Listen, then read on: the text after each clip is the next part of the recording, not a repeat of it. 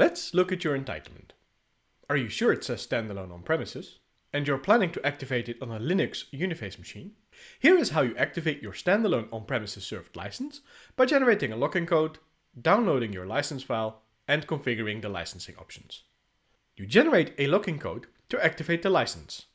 The first step is to obtain the login criteria. Log into the Sentinel EMS with the entitlement ID from your standalone on-premises entitlement. Click on your entitlement to fold it open and click Activate. This opens a form to generate the license file with the login code. Make note of the login criteria.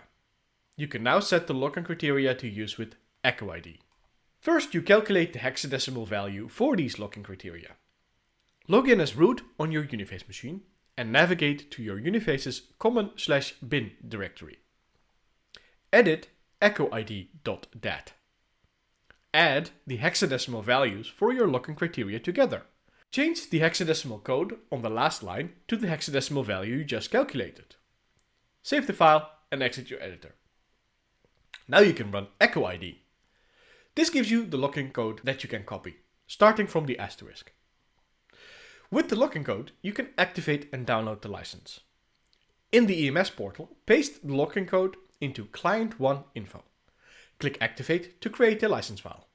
Now you can download the license file and upload it to a location on your machine. Now it's time to configure the license.